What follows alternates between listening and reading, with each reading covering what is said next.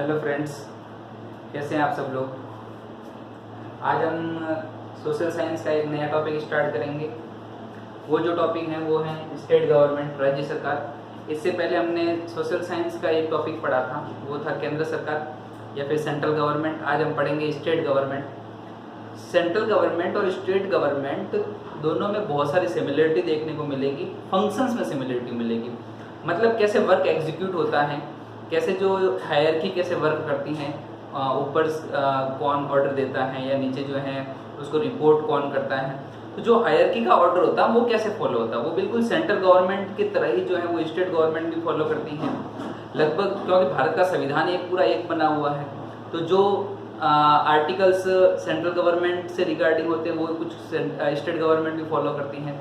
State government के जो भी प्रोविजंस होते हैं, जो भी प्रावधान होते हैं, वो सारे अपन एक बार रीड करेंगे।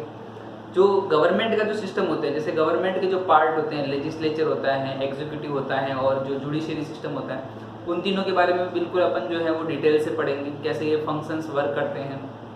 बहुत सारी सिमिलरिटी मिलेगी।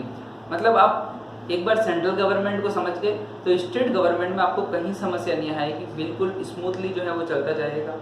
कुछ चीज़ें होती हैं जो स्टेट गवर्नमेंट जो है वो थोड़ा बाउंड होता है काफ़ी सारी चीज़ों में, तो उन चीज़ों के बारे में अपन सेपरेट से पढ़ेंगे। वहाँ पे कुछ जो रूल्स फॉलो होते हैं वो स्टेट गवर्नमेंट फॉलो नहीं करती हैं। कुछ जो है बाउंडेशंस होती हैं, चाहे लेजिस्लेटिव काउंसिल की हो या फिर वो चाहे गवर्नर की हो। तो ये सारी जो बातें अपन डिटेल से पढ़ेंगे, ठीक है। तो अपन अभी स्टार्ट करते हैं। देखो, पहले अपन ने जब सेंट्रल गवर्नमेंट पढ़ा था तो उसमें पढ़ा था कि भारत के अंदर जो है फेडरल गवर्नमेंट रन होती है। फेडरल गवर्नमेंट का मतलब क्या होता है कि कुछ पावर जो है वो सेंट्रल गवर्नमेंट के पास में होती है, जो ज़्यादा बड़ी पावर्स हैं, जो बड़ी बड़ी मिनिस्ट्री हैं, वो सेंट्रल गवर्नमेंट के पास में होती है। और जो छोटे छोटे जो सब्जेक्ट हैं, ठीक है, ऐसे सब्जेक्ट हैं जो है वो पब्लिक वेलफेयर से रिगार्डिंग है, चाहे वो हेल्थ से रिगार्डिंग, वो एजुकेशन से रिगार्डिंग, वो चाहे एचआरडी से रिलेटेड हो। तो ऐसे जो टॉपिक होते हैं वो स्टेट गवर्नमेंट के अंदर में चले जाते हैं। तो स्टेट गवर्नमेंट को भी अपना देखना पड़ता है, अपनी गवर्नमेंट को रन करवाने के लिए रूल्स रेगुलेशन बनाने पड़ते हैं। तो सारा काम जो है वो सेंट्रल गवर्नमेंट के बिहाफ से स्टेट गवर्नमेंट जो है वो एग्जीक्यूट करती है। दूसरा, सेंट्रल गवर्नमेंट के अपने एम्प्लॉय कुछ होते हैं, वो हमेशा स्टेट गवर्नमेंट में भी काम करते हैं। सेंट्रल उनको अपॉइंट करती है, सेंट्रल उनका सिलेक्शन करती है और वो स्टेट एग्जीक्यूटिव के जो है वो पार्ट में हमेशा वर्क करते हैं। जैसे अब जब हम गवर्नर के बारे में पढ़ेंगे तो गवर्नर जो है एज ए सेंट्रल गवर्नमेंट का एजेंट की तरह काम करता है। वो है तो एजेंट किसका, सेंट्रल गवर्नमेंट का, लेकिन काम कहाँ कर रहा है, स्टेट गवर्नमेंट में कर रहा है। दूसरा, स्टेट का एग्जीक्यूटिव हेड भी जो है वो गवर्नर कहलाता है। तो बहुत सारा कंट्रोल होता है किसका, सेंट्रल गवर्नमेंट का ओवर द स्टेट। स्टेट कभी भी अपनी सीमाओं से बियॉन्ड नहीं जा सकता है। दूसरी चीज, भारत के संविधान ये कहता है कि भारत जो है, भारत का जो फर्स्ट आर्टिकल है वो कहता है कि India is the union of state. Bharat जो है राज्यों का संघ है, सारे राज्य मिलके जो है वो एक इंडिया का फॉर्मेशन करते हैं, वो एक पूरा भारत का जो है वो बनाते हैं। तो सारा जो एक स्टेट है वो एज ए यूनिट की तरह काम करता है। और भारत के अंदर अभी करंट में जो है वो 28 स्टेट हैं और 8 जो है वो यूनियन टेरिटरी हैं। उनके अंदर कैसे गवर्नमेंट रन होती हैं, वो कैसे फॉलो करती हैं, उनके कब इलेक्शन कैसे होते हैं, कौन सी गवर्नमेंट किस रूल्स पे फॉलो करती हैं। सेंट्रल गवर्नमेंट और स्टेट गवर्नमेंट में कभी डिस्प्यूट होता है, वो डिस्प्यूट किस बात को लेकर होता है। स्टेट गवर्नमेंट के अंदर जुडिशरी सिस्टम कैसे रन होती है, जुडिशरी कैसे काम करती है। तो इन सारी बातों के बारे में पढ़ेंगे। ये टॉपिक भी बहुत इंपॉर्टेंट है, जैसे सेंट्रल गवर्नमेंट इंपॉर्टेंट है, जहाँ भी स्टेट गवर्नमेंट भी उतनी इंपॉर्टेंट है। अब हम पढ़ते हैं। देखो, स्टेट गवर्नमेंट के अंदर अपन यदि गवर्नमेंट के पार्ट पढ़े तो वही 3 पार्ट हैं जो सेंट्रल गवर्नमेंट के अपन 3 पार्ट के अंदर पढ़ते हैं। पहला पार्ट होता है लेजिस्लेचर। तो यहाँ पे अपन बोलेंगे स्टेट लेजिस्लेचर, स्टेट लेजिस्लेचर, ठीक है। इसको हिंदी में बोलते हैं विधान मंडल, ठीक है, स्टेट हिंदी के अंदर। फिर दूसरा है एग्जीक्यूटिव, एग्जीक्यूटिव को कार्यपालिका, और तीसरा होता है जुडिशियरी। जुडिशरी होता है न्यायपालिका। देखो काम लगभग सेम, इन तीनों के फंक्शन भी वही हैं। लेजिस्लेटिव, स्टेट लेजिस्लेचर के अंदर क्या क्या होगा, इसमें भी वापस 3 पार्ट, वहां पे जो सेंट्रल गवर्नमेंट से 3 पार्ट, यहाँ भी 3 पार्ट। पहले कहलाता है, देखो मैं पहले शॉर्ट फॉर्म में लिख रहा हूँ, फिर अपन जो है उसकी फुल फॉर्म लिखेंगे। एक होता है एलए, दूसरा होता है एलसी और तीसरा होता है गवर्नर। ठीक है, एलए का फुल फॉर्म होता कहलाता है लेजिस्लेटिव असेंबली, ये कहलाता है लेजिस्लेटिव काउंसिल। ठीक है, और तीसरा तो गवर्नर है। ये लेजिस्लेटिव असेंबली को हिंदी में बोलते हैं विधानसभा, दूसरा लेजिस्लेटिव काउंसिल इसको बोलते हैं विधान परिषद। ठीक है, तीसरा जो होता है वो गवर्नर होता है। देखो लगभग सेम है, लोकसभा, राज्यसभा और जहां प्रेसिडेंट होता है वहां स्टेट के अंदर गवर्नर काम करेगा। एग्जीक्यूटिव के अंदर क्या पढ़ेंगे, देखो एग्जीक्यूटिव में क्या पढ़ेंगे, एग्जीक्यूटिव में देखो अपन जो गवर्नर है हमेशा लेजिस्लेचर के अंदर 2 पार्ट पढ़ते हैं, असेंबली के बारे में और काउंसिल के बारे में। यहाँ पे गवर्नर जो हमें एग्जीक्यूटिव के अंडर पढ़ेंगे, तो एग्जीक्यूटिव का पार्ट भी होता है गवर्नर।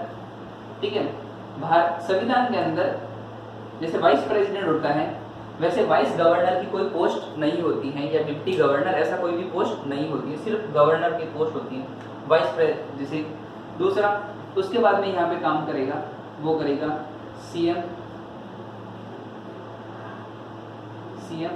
सीएम के नीचे काम करेगा एमसी। ठीक है, एमसी, और इसको बोलेंगे काउंसिल ऑफ मिनिस्टर,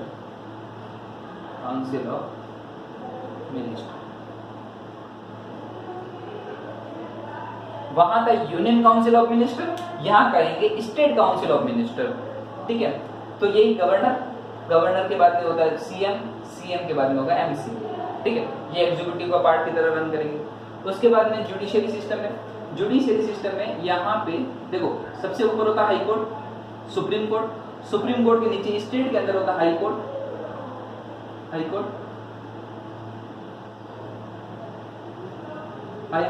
और हाई कोर्ट के नीचे होता है सबऑर्डिनेट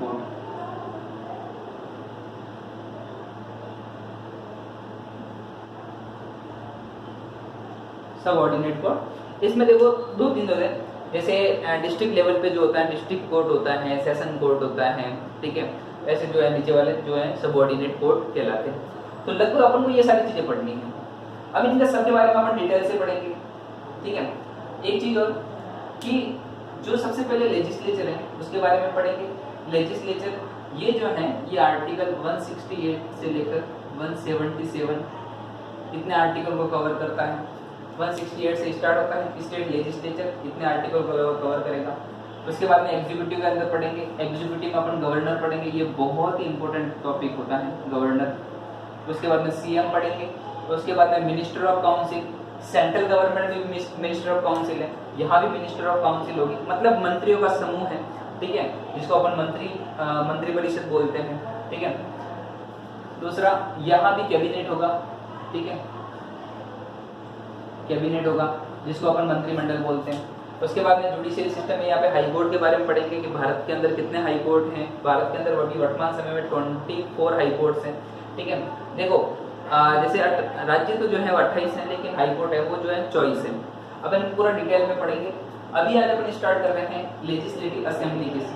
ठीक है, या अपन स्टार्ट कर रहे हैं लेजिस्लेचर के बारे में, स्टेट लेजिस्लेचर क्या है, कैसे फंक्शन करता है। दूसरी चीज अपन ने देखा था स्टेट लेजिस्लेचर, एग्जीक्यूटिव और जुडिशरी सिस्टम। स्टेट लेजिस्लेचर जो है वह स्टेट जो लिस्ट है हमारी, 3 तरह की लिस्ट पढ़ी थी हमने। पहली थी सेंट्रल लिस्ट या यूनियन लिस्ट, सेकंड अपन बोलते हैं स्टेट लिस्ट, या फिर तीसरी जो लिस्ट होती है वो है कॉन्करेंट लिस्ट। तो स्टेट गवर्नमेंट स्टेट लिस्ट या कॉन्करेंट लिस्ट पे कानून बनाने का काम करती है। ठीक है, दूसरी चीज भारत के संविधान में इनका क्या क्या फंक्शंस है, ये कैसे काम करते हैं, कॉन्स्टिट्यूशन में कौन से आर्टिकल्स के अंदर क्या दे रखा है, विद कॉन्स्टिट्यूशन अपन सारा रीड करेंगे। ठीक है,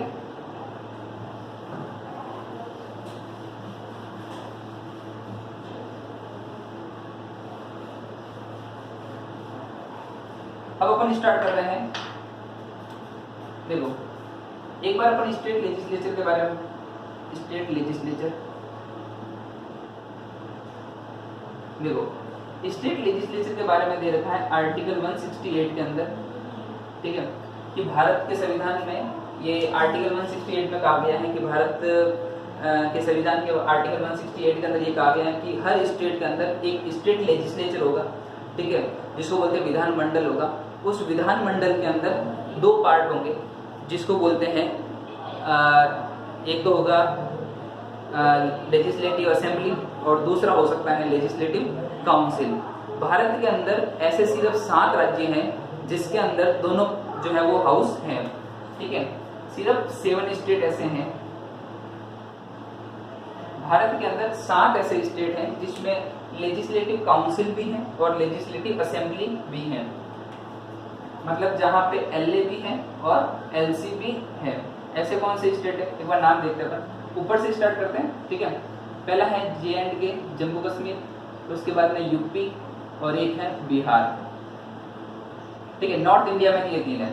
उसके बाद में साउथ के अंदर है पहले महाराष्ट्र, उसके बाद में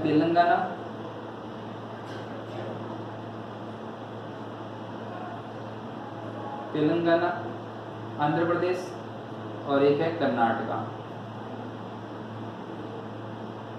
ठीक है।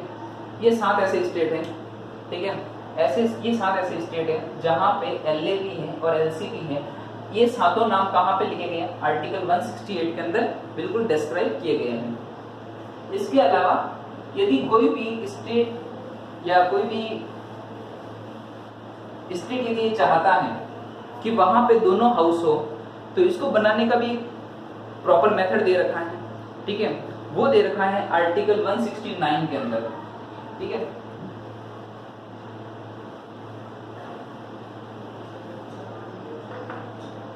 अपन जब इसमें एलसी के बारे में पढ़ेंगे, ठीक है, लेजिस्लेटिव काउंसिल के बारे में, तो उसकी बिल्कुल डिटेल पढ़ेंगे। अपन पहले हेडिंग लगाते हैं लेजिस्लेटिव असेंबली, ठीक है। लेजिस्लेटिव असेंबली जो है राजस्थान के अंदर भी है, तो अपन जो भी कुछ डेटास होंगे वो राजस्थान के डेटास को भी अपन जो है वो कंसीडर करते हुए चलेंगे कि लेजिस्लेटिव असेंबली क्या होती है। इसको क्या बोलते हैं, ये होता है जैसे वहां पे लोकसभा है तो यहाँ पे स्टेट गवर्नमेंट के अंदर जो है लेजिस्लेटिव असेंबली होती है। दूसरा इसको बोलते हैं फर्स्ट हाउस, अपर हाउस, ठीक है, या फिर हाउस ऑफ कॉमन्स,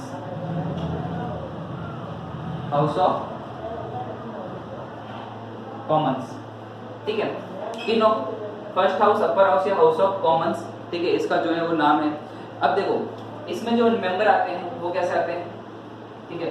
पहला पॉइंट देखते हैं इलेक्शन। हर स्टेट की अपनी कॉन्स्टिट्यूएंसी होती है, ठीक है, अपना विधानसभा क्षेत्र होता है, उस विधानसभा क्षेत्र के अंदर कैंडिडेट होते हैं, ठीक है। वो कैंडिडेट जो है पॉपुलेशन के हिसाब से जो है वो खड़े किए जाते हैं कि ये इतनी पॉपुलेशन का इतना रिप्रेजेंटेटिव करेगा, तो पॉपुलेशन के अकॉर्डिंग डिवाइड होता है। तो राजस्थान के अंदर जो है इसकी जो नंबर ऑफ कैंडिडेट है वो कितना है, 200।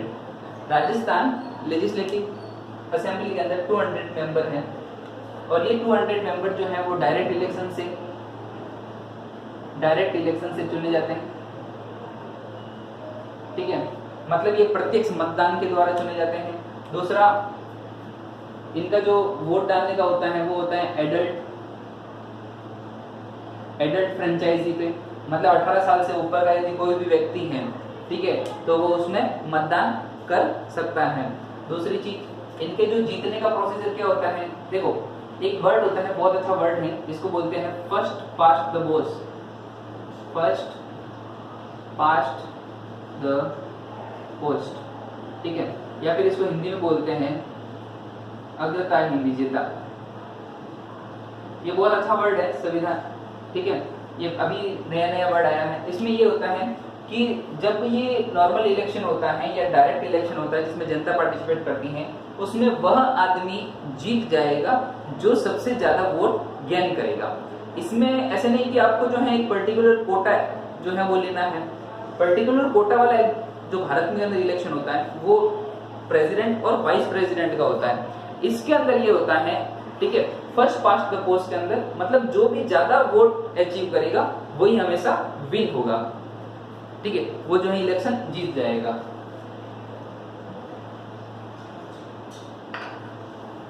ठीक है, एडल्ट फ्रेंचाइजी के हिसाब से होता है। सेकंड थिंग इसमें क्या है, देखो इसके बाद में होता है कि इसका जो लेजिस्लेटिव असेंबली है उसका कंपोजिशन कैसे होता है। सेकंड टॉपिक देते हैं कंपोजिशन।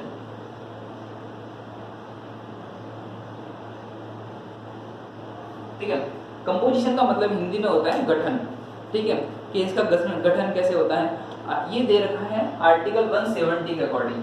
ठीक है, आर्टिकल 170 में दे रखा है। आर्टिकल 170 ये कहता है कि किसी भी स्टेट की लेजिस्लेटिव काउंसिल के अंदर कितने मेंबर होंगे, या मिनिमम कितने होंगे या मैक्सिमम कितने होंगे। ठीक है, इसके बारे में कहा गया है कि किसी भी लेजिस्लेटिव असेंबली में मैक्सिमम मेंबर जो हैं वो हो सकते हैं 500 और मिनिमम जो नंबर है वो है 60। ठीक है, मतलब मिनिमम जो है 60 मेंबर होने चाहिए और मैक्सिमम कितने हो सकते हैं, वो 500 हो सकते हैं। दूसरी चीज इसके अलावा और क्या है, आर्टिकल 70 के अंदर ये कहा गया है कि रिजर्वेशन का भी बंटवारा किया गया। जैसे रिजर्वेशन के हिसाब से कैसे, देखो एक संविधान के अंदर अमेंडमेंट है 95 कॉन्स्टिट्यूशन अमेंडमेंट,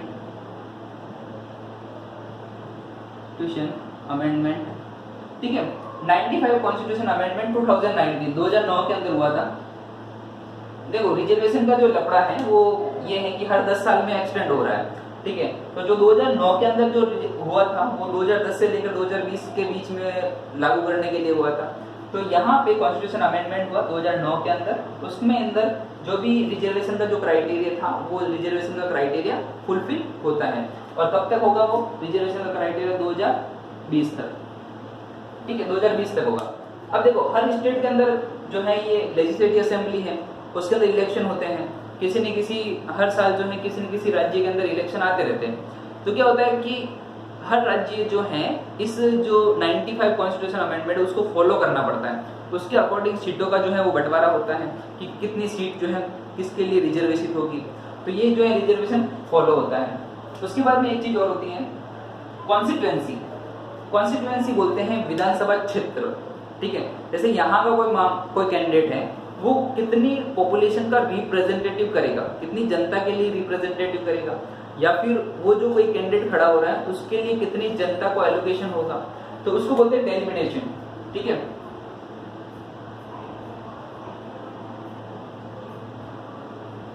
या फिर हिंदी में बोलते हैं परिसीमन, डेलिमिटेशन या फिर बोलते हैं परिसीमन।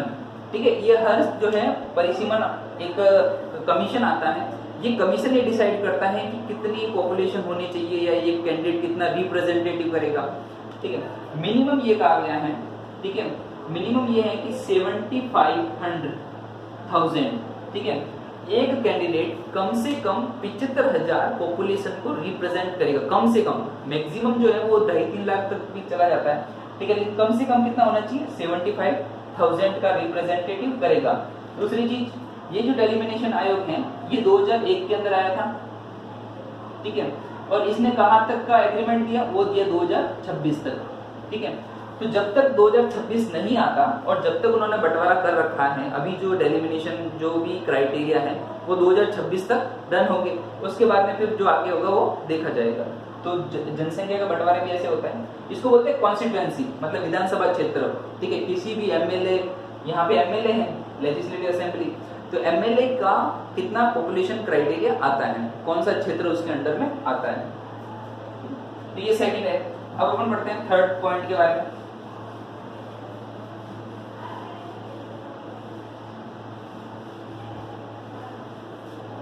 लेजिस्लेटिव असेंबली का जो थर्ड पॉइंट है वह क्या है, देखो एलिजिबिलिटी क्राइटेरिया। एलिजिबिलिटी का मतलब हो गया उसकी योग्यता है।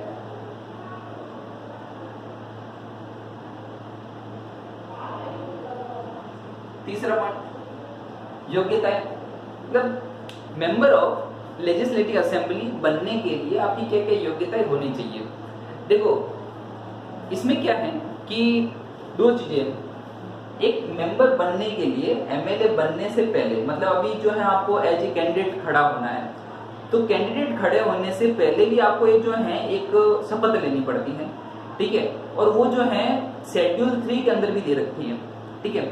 शेड्यूल 3 के अंदर एक दे रखा है कि एमएलए के लिए पर्टिकुलर एक शपथ होती है, वो लेनी पड़ती है। उसके बाद में आप फॉर्म भर सकते हो, फिर आप एज ए कैंडिडेट कंसीडर हो गए।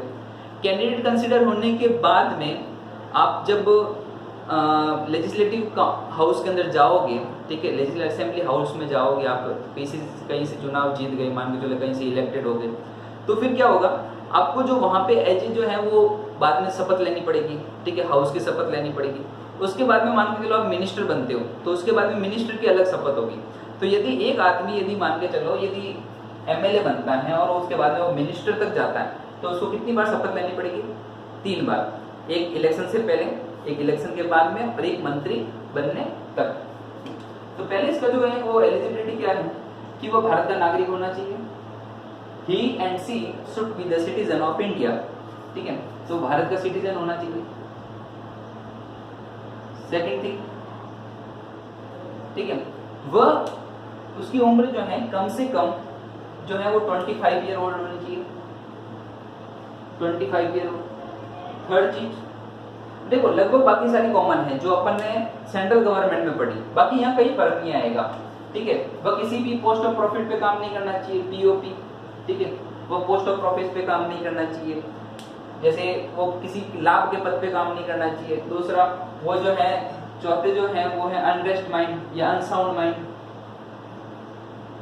अनसाउंड माइंड, या वो दिमाग से बिल्कुल थोड़ा सही होना चाहिए, सनकी नहीं होना चाहिए।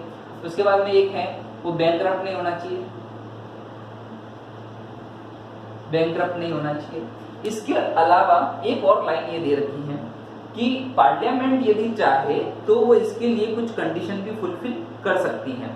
ऐसी कोई 2 कंडीशन है जो पार्लियामेंट जारी कर सकती है, जिसमें एमएलए को फुलफिल करनी पड़ेगी, ठीक है। तो ये सारी बातें जो हैं इसके रिगार्डिंग संविधान के अंदर एक आ गया है कि पार्लियामेंट चाहे तो इसकी एलिजिबिलिटी क्राइटेरिया और बना सकता है, ठीक है, क्योंकि पार्लियामेंट के हाथ में पूरा जो है वो पावर होता है। स्टेट गवर्नमेंट भी पार्लियामेंट के अंडर में वर्क करती है।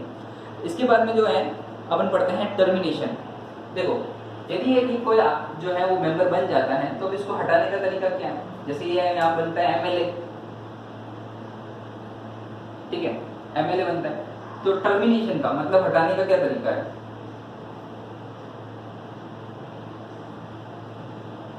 टर्मिनेशन ऑफ पोस्ट, ठीक है, उसको यदि पोस्ट से हटाने का क्या तरीका है, यदि उसको टर्मिनेट करना है? देखो सिंपल क्या है, मान के चलो एक आदमी जो है एलए और एलसी दोनों का मेंबर बन जाता है, ठीक है, जैसे वो पहले जो है एमएलए भी बन गया, ठीक है, उसके बाद में जो है वो एमएलसी भी बन गया, मतलब मेंबर ऑफ लेजिस्लेटिव काउंसिल भी बन गया, तो फिर 2 जगह पे नहीं रह सकता, तो फिर उसको एक जगह से जो क्या देना पड़ेगा, इस्तीफा देना पड़ेगा, मतलब एक तरह से जो है उसको रिजाइन करना पड़ेगा। तो फर्स्ट थिंग तो ये होगी। सेकंड थिंग ये है कि आपकी कम से कम जो है साल के अंदर यदि आप 60 डेज, ठीक है, आप यदि कंटिन्यूस 60 दिन मतलब 2 महीने आप अब्सेंट रहते हो हाउस से, ठीक है, तो आपको टर्मिनेट किया जा सकता है। कंटिन्यूस आप 60 दिन जो है अब्सेंट नहीं रह सकते हो। तीसरी चीज देखो, थर्ड चीज सिंपल है, मतलब आप इसमें से कोई भी एलिजिबिलिटी क्राइटेरिया फुलफिल नहीं कर रहे हो, ठीक है, लेकिन आपने जनता ने आपको जो है वो इलेक्शन चुना दिया, ठीक है, आप 25 साल के नहीं हो, आप किसी गवर्नमेंट जॉब में हो, पीओपी पे काम कर रहे हो, पोस्ट ऑफ प्रॉफिट पे काम कर रहे हो, तो ऐसी कंडीशन में जो है आप भले ही इलेक्शन जीत गए लेकिन आपको जो है उस पोस्ट पे रहने का कोई अधिकार नहीं है, तो उस टाइम में आपको जो है वो पोस्ट क्या करनी पड़ेगी, छोड़नी पड़ेगी। तो इन 3 तरीकों से जो आपको वहाँ पोस्ट से रिजाइन भी देना पड़ सकता है। ये होता है टर्मिनेट करने का, ठीक है, मतलब उसको वहां से कैसे हटाया जा सकता है। आप इसका स्क्रीनशॉट ले सकते हैं।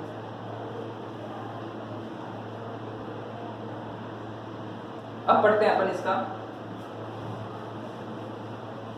टेन्योर, या फिर टेन्योर को हिंदी में बोलते हैं कार्यकाल, कितना जो है वो टेन्योर है, कार्यकाल कितना है, ठीक है। देखो लेजिस्लेटिव असेंबली बिल्कुल सेंट्रल गवर्नमेंट में लोकसभा के जैसे ट्रीट होती है, पावर्स भी होती है किसी तरह, वहाँ पे लोकसभा राज्यसभा होती है, तो उन दोनों में से पावर किसके पास, लोकसभा के पास ज़्यादा। तो यहाँ भी स्टेट गवर्नमेंट के अंदर एलए और एलसी के अंदर एलए की पावर ज़्यादा। ठीक है, तो एलए की पावर ज़्यादा, तो यहाँ पे अपन टेन्योर के बारे में बात करते हैं। टेन्योर के बारे में तो वही 5 साल, क्योंकि सरकार बन के आती है। ठीक है, और इसमें जो एलए के अंदर मेंबर भी आते हैं वो क्या आते हैं, डायरेक्ट इलेक्शन से आते हैं। 5 साल तक सरकार चलेगी, उसके बाद में जो है वो डिसॉल्व हो जाएगी। तो यहाँ पे नॉर्मल जो टेन्योर होता है वो होता है 5 ईयर। ठीक है, इसके बाद में क्या है, मान के चलो यदि गवर्नर को कोई चीज पसंद नहीं आई, जैसे गवर्नमेंट अच्छे से काम नहीं कर रही है, इस बात को गवर्नर को पता है कि गवर्नर ये मानते हैं कि गवर्नमेंट अच्छे से रन नहीं हो रही है, तो वो 5 साल से पहले ही क्या कर सकता है, उसको डिसॉल्व कर सकता है, या फिर इसको हिंदी में बोलते हैं उसको भंग कर सकता है। ठीक है, तो मतलब पहले 5 साल से पहले कौन डिसॉल्व कर सकता है, governor. Governor can be dissolve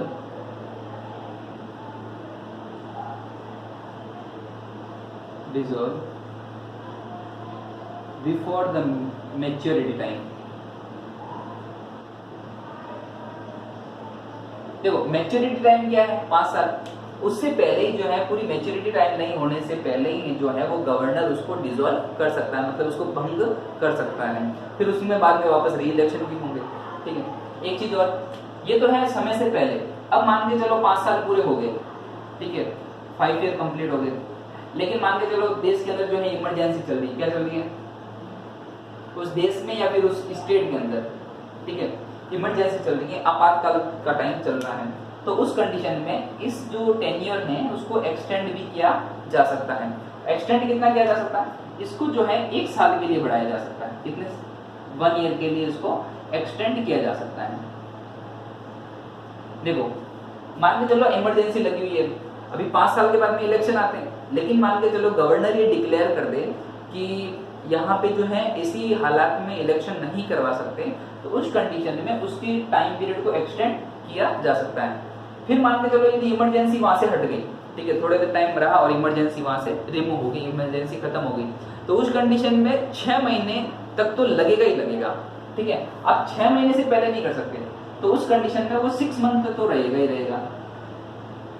ठीक है, 6 महीने तक जो वो ऑर्डर जारी किया है वो 6 महीने तक रहेगा, और 6 महीने आप जो है उसको कम कर सकते हैं, तो 6 महीने तक उसको टाइम पीरियड को एक्सटेंड किया जा सकता है। ठीक है, इसके बाद में अपन देखते हैं ऑफिस बियरर, मतलब लेजिस्लेटिव असेंबली, विधानसभा के अंदर मेन जो अथॉरिटी होती है वो कौन है। ठीक है, यहाँ पे कंट्रोलिंग पावर किसके हाथ में होती है, लेजिस्लेटिव असेंबली के अंदर। वहां पे लोकसभा में स्पीकर होता है, यहाँ भी स्पीकर होगा। ठीक है, यहाँ भी स्पीकर होता है और यहाँ भी डिप्टी स्पीकर की पोस्ट भी होती है। दोनों के अंदर देखो, यहाँ पे एक होता है स्पीकर और एक होता है डिप्टी स्पीकर।